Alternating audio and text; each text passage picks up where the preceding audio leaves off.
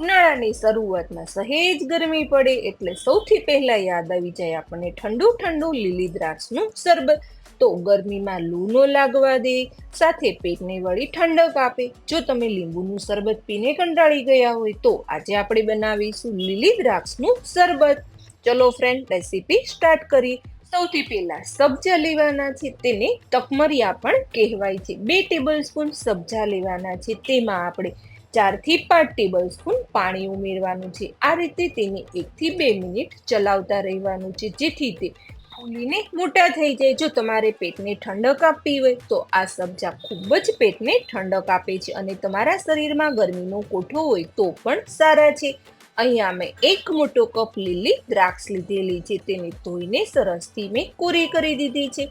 હવે આપણે એક મિક્સર જાર લેવાનું છે, તેમાં બધી જ દ્રાક્ષને ઉમેરી દેવાની છે. અહીંયા મેં આખી દ્રાક્ષ જ રાખેલી છે, તમારે ટુકડા કરવા હોય તો ટુકડા પણ કરી શકો છો. ત્યારબાદ તેમાં 1 ટીસ્પૂન સંચળ પાવડર અને 1 લીંબુનો રસ ઉમેરવાનો છે. અહીંયા મેં લીંબુ ફ્રોઝન કરીને રાખી દીધેલા છે. અહીંયા હું ફ્રોઝન કરેલા લીંબુનો ઉપયોગ કરું છું.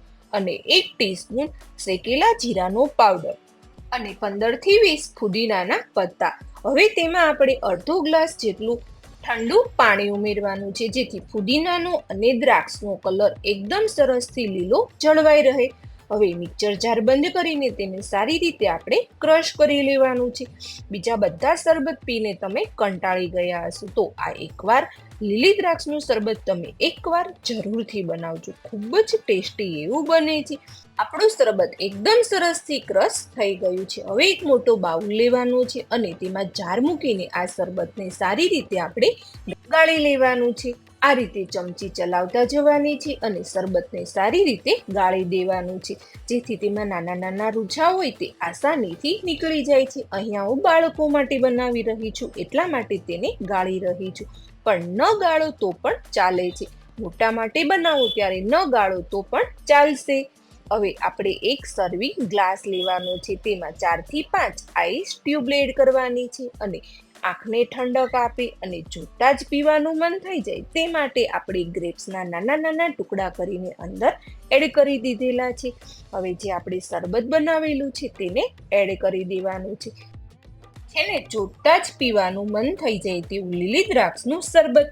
હવે તેમાં આપણે ઉમેરીશું 1 ટીસ્પૂન સબ્જા, જે આપણે પલાળીને સાઈડમાં રાખેલા હતા, અને ગાર્નિશિંગ માટે 1 ફુદીનાનો પત્તો મૂકવાનો છે, જેથી જોતા જ પીવાનું મન થઈ જાય અને બાળકો તો માગી માગીને પીશે.